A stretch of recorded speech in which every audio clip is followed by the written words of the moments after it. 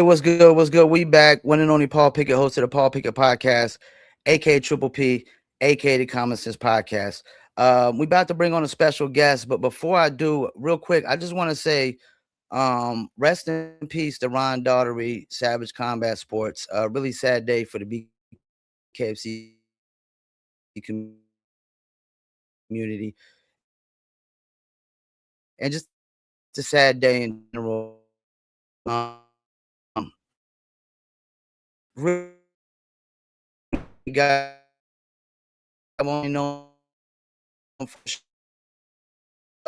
what his family has to go through. And rest in peace to Ron, man. Savage Combat Sports, man. We in the fight, brother, man. So let me bring on the next guest. And according to our next guest, we living in the Rivera era. He's undefeated, 5-0, number 2 ranked bare knuckle featherweight in the world. We'll be fighting June 19th in Nashville, BKFC Fight Night versus Trey Martin. Let's bring on the one and only Nathan the Reaper Rivera. How's it Nathan, how going, you Paul? doing, How man? are you, sir? Glad to have you on here, man. Absolutely, man. Thanks for having me, brother. Yeah, I saw you interviewing the Bare Knuckle show, and I was like, man, this is a really great guy. I got to interview this guy, man. I appreciate that, bro. I appreciate that, man. Thanks for having me on. Anytime, man. Anytime. So before we get into the fight, I just want to get into maybe some past questions, standard questions. Let's start with the nickname. Who gave you the nickname the Reaper? So the Reaper comes from is from my first boxing coach. He's my current Okay. boxing coach as well. He's from Red Hook, New York. He's this Puerto Rican dude, and he said he loved how the Reaper Rivera went together. And I was like, he always Yeah. giving people nicknames in the gym, and I was like, yeah. I don't know. I don't really love it, But as you know, nicknames they don't really you don't choose them. They choose you. Yeah, yeah, So yeah. he started calling me that, and everybody started calling me that. I never called myself that, and then I remember one of my last amateur fights, the ring announcer called me Nathan the Reaper Rivera, and then ever since then it was. I mean, once you get announced on the mic, it's over with, bro. It's Mhm. stuck. Oh So yeah, yeah. it kind of stuck there. Especially when Jeff Houston is saying it, man, because he's like the best. Oh man, dude, he's the best. Man, he does a great job, man. He gets me fired up. So, did you do MMA before bare knuckle? I did. Yeah, I did. I had I started out in MMA. I was 4-3 as an amateur. All my wins were by knockout, and they were pretty quick. And all by my hands as well. Had a Muay Thai fight. I did a lot of boxing fights, USA boxing fights, and was kind of really just gathering just experience and knowledge so I could go and become a professional in MMA. And I went pro in MMA. And so I had one pro fight, and then I was like, oh, man, I want to check out this bare knuckle thing. And it wasn't necessarily like a full switch over, like it wasn't Hmm. a career switch. I was like, let me just go do a fight, and then I kind of fell in love with it. So 5 fights later, I'm here. Well, you seem like a really nice guy. Why would a nice guy like you want to get into bare knuckle, like something that's considered really brutal?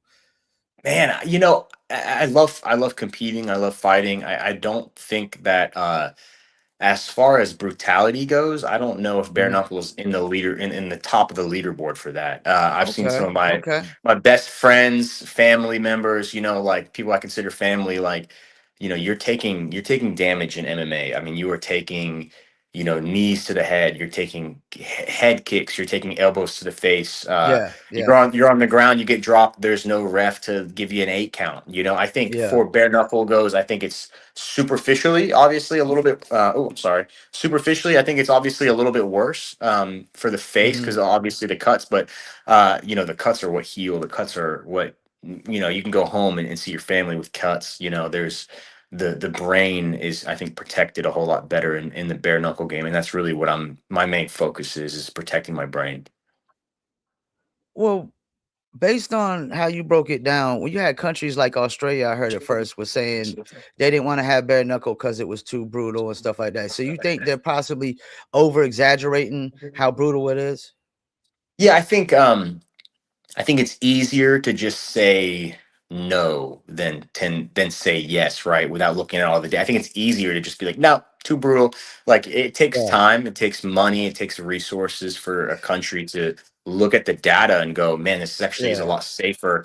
And then you never know, like with politics, when it comes to introducing a new sport and a new commission, these people might want to really have this thing like locked down monopoly wise for yeah, MMA. yeah, You never know how it goes down on the yeah. outsides, the stuff that we don't see. And I'm just speculating. I've seen that happen in on the local scene. I don't know if that's happening with Australia, but I do know that they just recently went over there, and I think it was a great show. So I'm excited for them to go back over there. So you're a BKFC featherweight. You're ranked number two. How close do you think you are to a title shot?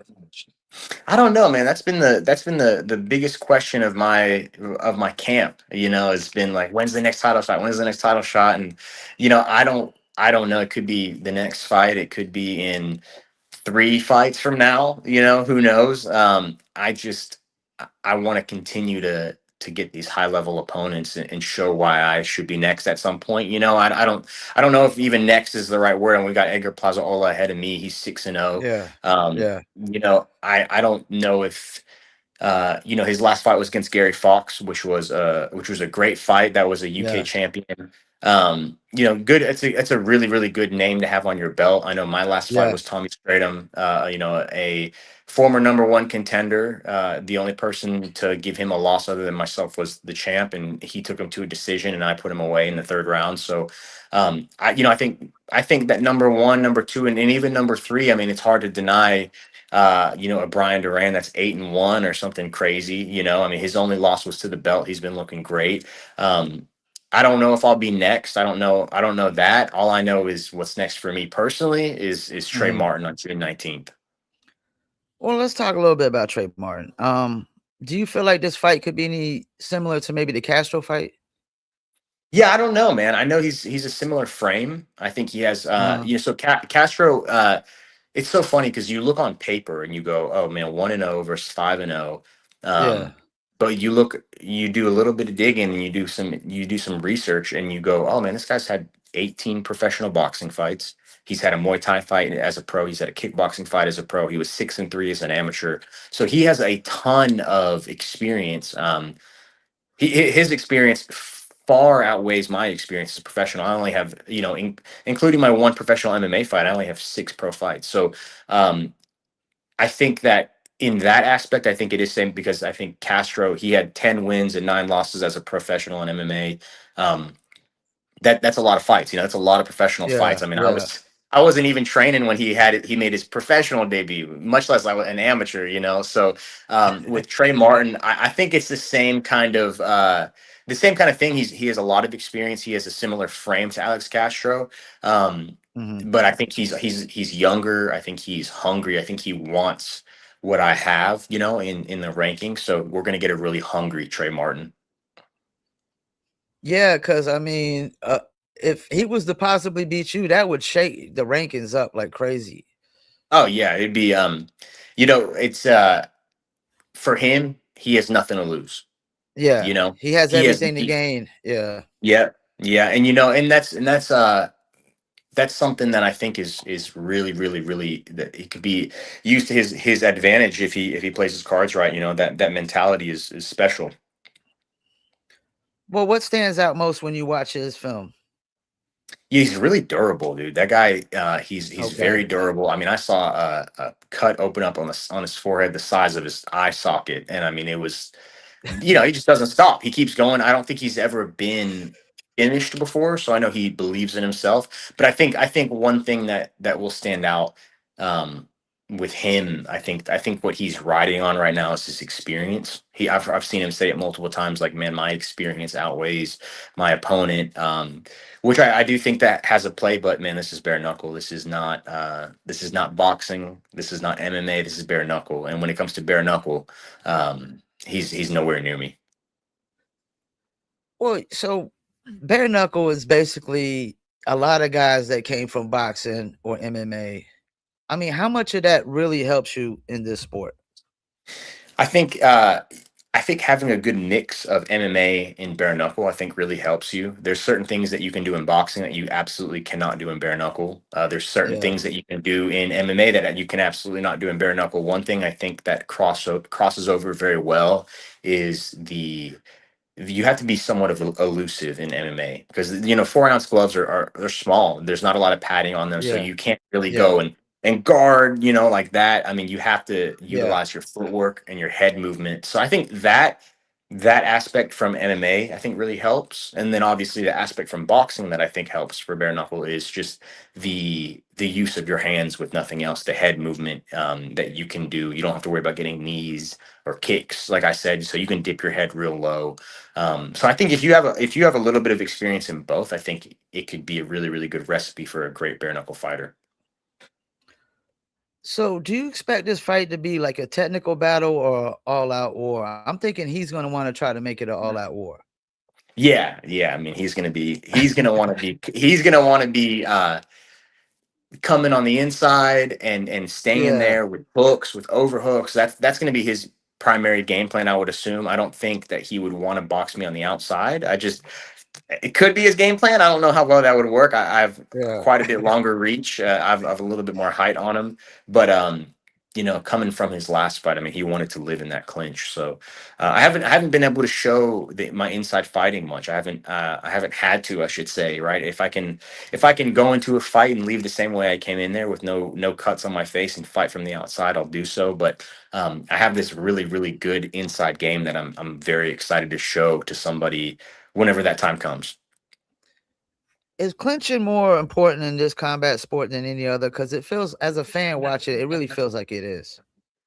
Yeah, I think the fights, if you can control and do damage in the clinch, I think that it could be a game changer. I see a lot of guys that they clinch and they kind of little rabbit shots or on the ribs a little bit, and it's like Yeah, it can be good if you have a really really good gas tank. Like I think Kai Stewart's probably the best at that. Is like not really inflicting a ton of damage, but being just in your face all the time and just hitting you a lot. They might not put he might not put a lot behind these shots, but yeah. man, you look at the scoreboard and he's wiping people out with punch count and stuff like that. So I think if you can master that style of volume with also some heavy shots that do damage, I think the clinch could be super, super beneficial. Yeah, I really love Roberto Armas. His style was super clinch heavy. He's coming at you nonstop, man. And he's Yeah, very smiling the whole similar to time while Kai he's too. doing it. Yeah, very similar to Kai as Yeah. well. Like they have almost the similar, like the same blueprint almost. So do you think Trey Martin has faced anyone with your level of pressure and aggression? Yeah, yeah. I think he's definitely not in bare knuckle, obviously, but I think in boxing, I'm sure he's faced a lot of people Mhm. they fight like me, but again, this is not boxing. So like in bare knuckle, I don't think he has had that look yet. He's only had one fight, and it was against a really good athlete. I think he was like 13-2 in MMA. A UFC prospect. I think he was working his way to being in the UFC. He was really good on the regional scene. And I think his name was Garib. But yeah, just a totally different style from what I'm bringing. Did you train with I think the Lima team? Yeah, yeah, that's the gym that I'm at right now. I'm at American Top Team Lima. So that is Douglas Lima. He's the Bellator World Champion. He knocked out MVP. Um, he won the tournament. I think he was a three-time defending world champion. And then Diego Lima, he was in the Ultimate Fighter twice. UFC vet. I think his last fight was against Bilal Muhammad. So yeah, just there's a really really good gym that I come out of, and then I train in my boxing gym in the morning, so I get a little bit of best of both worlds there. So how has like training with the Lima team influenced your style?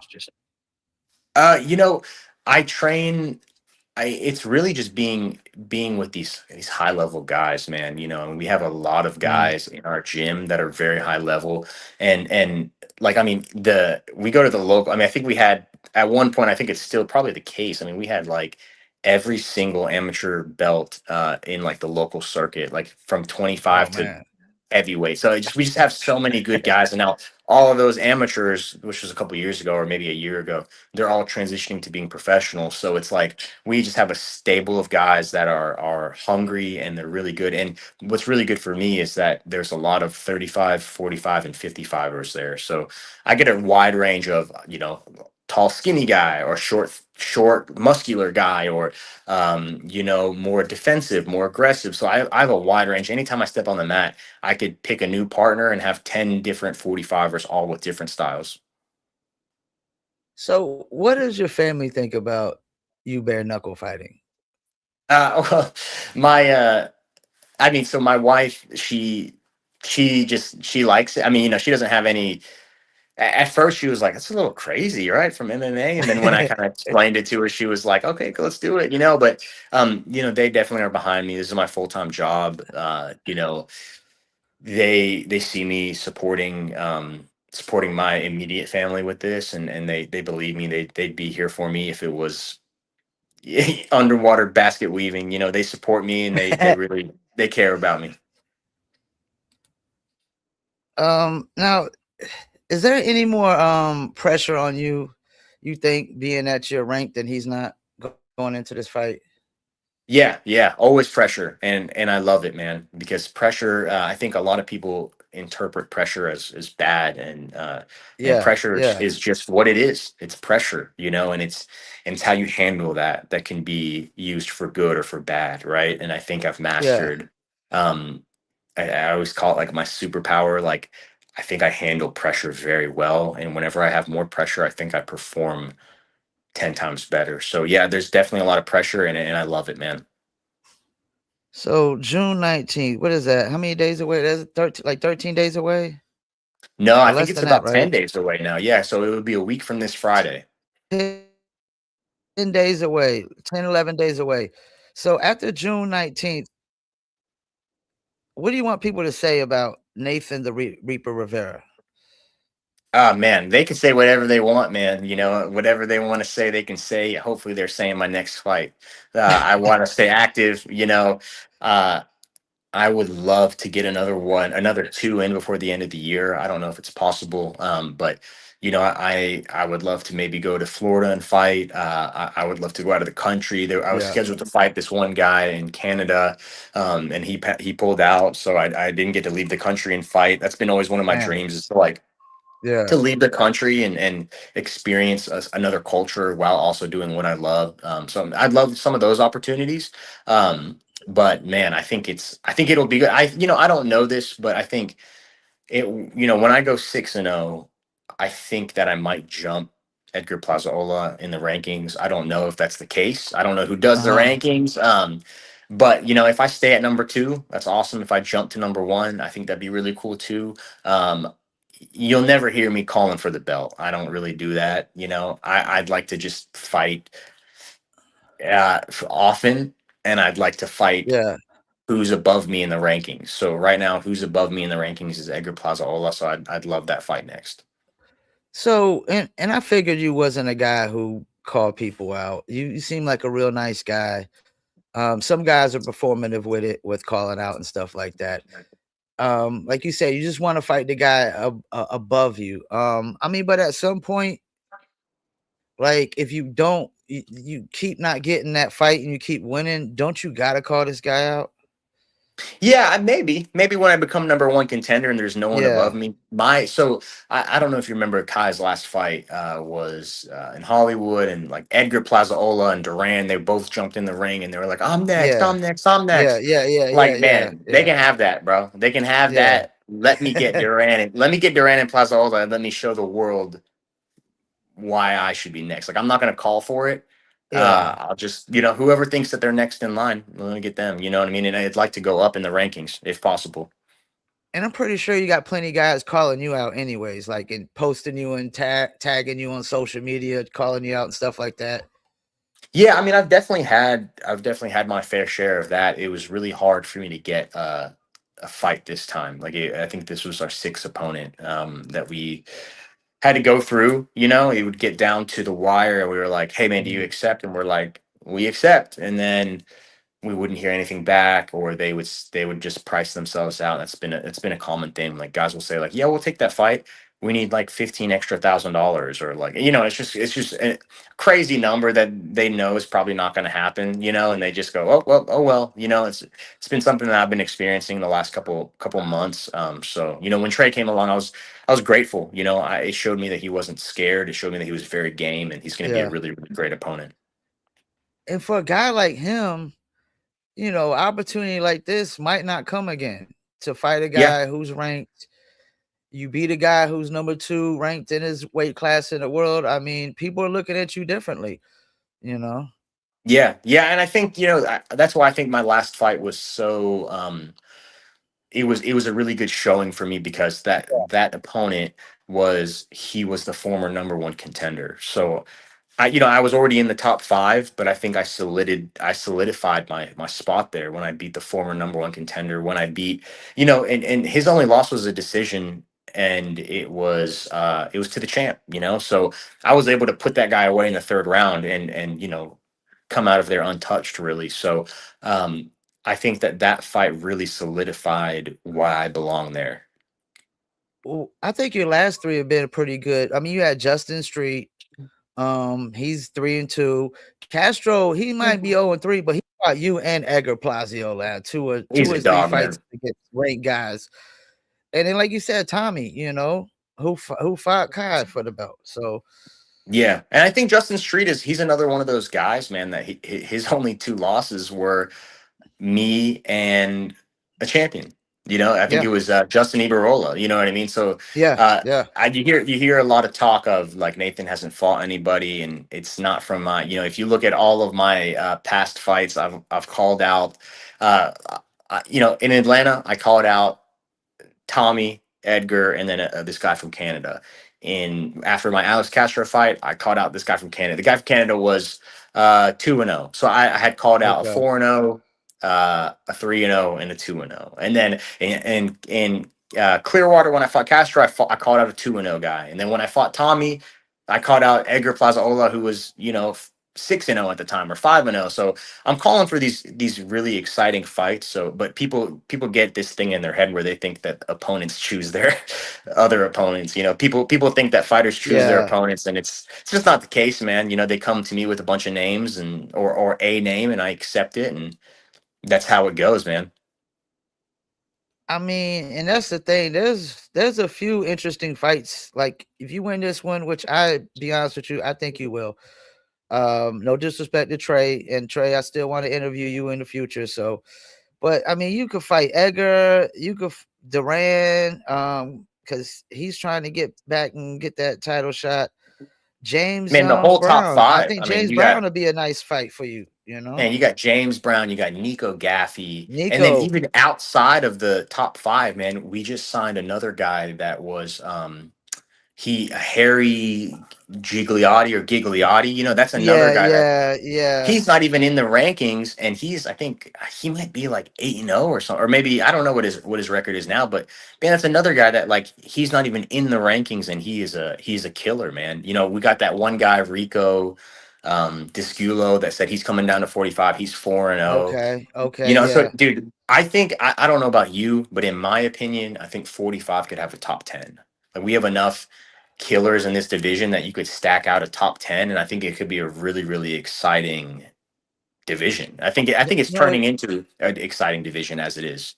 it is exciting, and you know what's crazy? I posted who's your favorite BKSC featherweight? That Nico Gaffey. That dude got some fans, yo. Oh yeah. Gosh, Man, the that guy's a vet, comments was man. flooded with Nico Gaffeys. He's a vet, man. He fought like I think he had like 40 K1 Muay Thai fights. Yeah, Like in his, so he has a lot of experience. He's young, he's pretty athletic. He's really fast. So like that's another guy. It's hard to go and like, these guys that live across the country, it's hard to like make those fights as yeah, easy, I think, yeah. with flying them out here, flying their team out here and stuff like that. I kind of wish they would just abolish all of the UK and the European titles, and they would just have one world title. I think because then we could really have a top 10 in each division, because there's a lot of guys in the world. and there's going to be a lot of attention on this division because, oh, I mean, Brian Duran, I mean, he is a cash cow. I give him, I gotta give him props. He's a cash cow. Yeah, I mean, and dude, he does his thing, man. He sells out Miami, and he's exciting, and I think that's it's really what the company looks for. You know, the company doesn't go, oh man, I need you to be 10-0. You know, if you're boring and you're 10-0, the Yeah, company doesn't even really prioritize that as much as somebody who's exciting, but they're 5-5. You know, I mean, I think that's something that a lot of people don't understand about this bare knuckle game is it's not necessarily about just getting the win by whatever means. It is an entertainment business. yeah. It reminds me of the music business so much because record labels they care about your social media following more than anything, and that's a big part of probably selling your tickets and stuff like that is your social media following. Yeah, And I've been fortunate, so man. You know, this camp out in Tennessee, I think I'm at just under $20,000 worth of tickets, and you know that's far oh, from me. that's good. That's about 4.5 hours away from where I live. So I got a lot of people that support me, and they'd go wherever, you know, especially in Atlanta.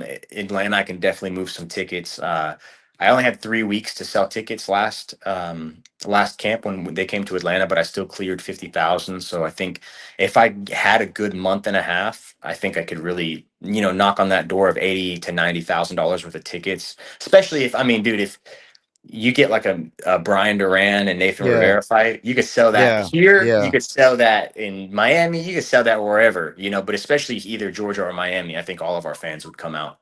So you fight in one state over. I stay in North Carolina, Fayetteville, North Carolina. We call it Nice. Vietnam. Did you fight in the last Georgia BKFC event? I did. Yeah, it was the first, Yeah. it was the inaugural BKFC event. I fought Justin Street. Okay, okay. Yeah, that was Yeah. actually my only, Justin Street's a tough guy. That was my only decision win. What was that like for you fighting in your home? Is this your home state, Georgia, or were you born It somewhere else? is. I was born in Southern California, but I've been Okay. living in Georgia since I've been, you know, 7 years old. Yeah, so it's home. Yeah. It's home. It's home, man. Yeah, and dude, it was awesome fighting here. I mean, it was we were in the Gas South Arena. It held 11,000 people. It was man, it was one of those things where you walk out and there's fat heads in the crowd. I mean, it was like, you know, $50,000 worth of tickets was a lot. So there was everybody that was coming out. I mean, it was loud, man. The whole Yeah. crowd was cheering, yeah, you know, chanting Nathan. It was really fun. Well, hopefully we get it legalized in North Carolina, and they'll more likely have to have you fight on that card too, because you're right. It's like just the state over, man. Yeah, we're neighbors, man. I didn't know that they weren't legal there. I thought they were legal. Oh, maybe it was Not South yet. Carolina. South Yeah, Carolina's legal, South right? Carolina is. Yeah. Man, yeah, But I I don't think think South Carolina is a good market. I don't think it's a really good market. They would do like the prospect series at Myrtle Beach, but I don't. That's not really to me a good market. Like Fort Bragg, Fayetteville, where I'm at, is a good market because of military. Raleigh, Charlotte. There's just so many good markets. I think in North Carolina, we got the universities and we got a lot of military bases. nice. So Oh man, military folks love fighting, man. yeah, They would yeah, love it, man. Dude, I think are you yeah. gonna come out to the Tennessee show? No, I wish I could, man. I really wish I Okay. could. Tony Loco Soto's fighting out there. He even though he's from Brooklyn, I look at him as a North Carolinian because he fights out of North Carolina. So Yeah, man, it's gonna be a good show, man. I if yeah, they come to you know this side of town in the southeast, I always try to make it out because it's not often that they come over North Carolina, South Carolina, Georgia, Tennessee. They don't really come over here that much. So hopefully we can make nope. it a good showing and maybe have them over here a little bit more.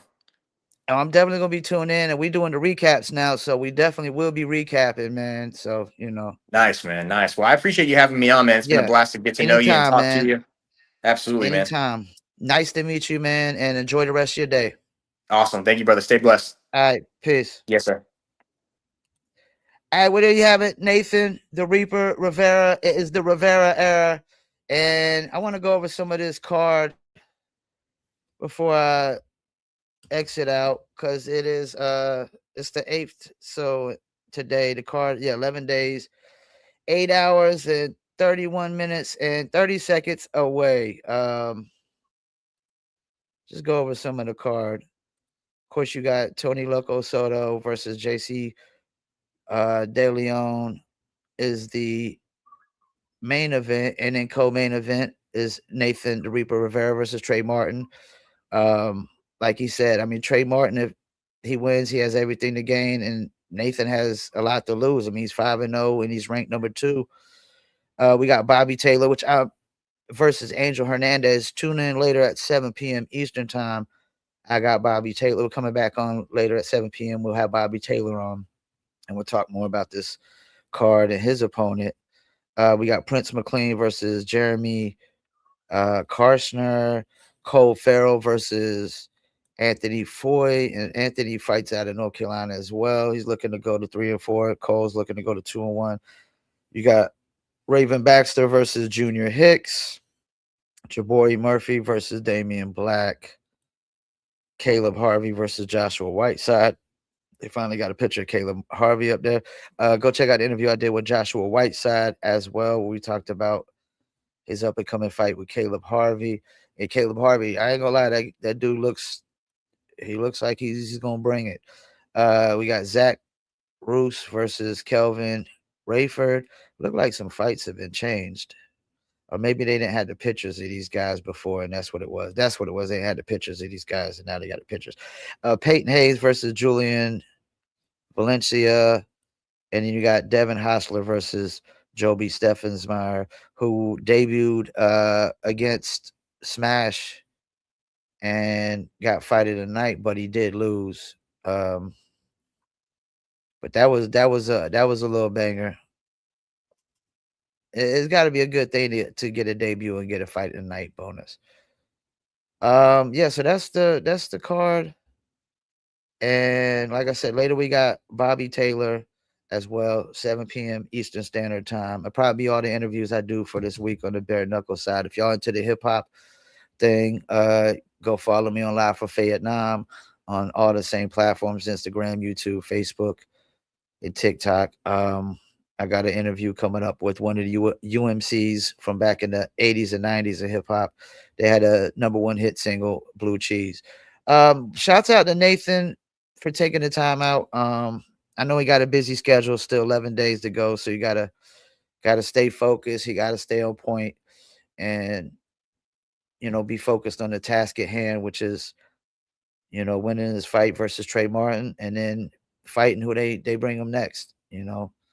And hopefully it's a ranked guy. I'd like to see him. One of these.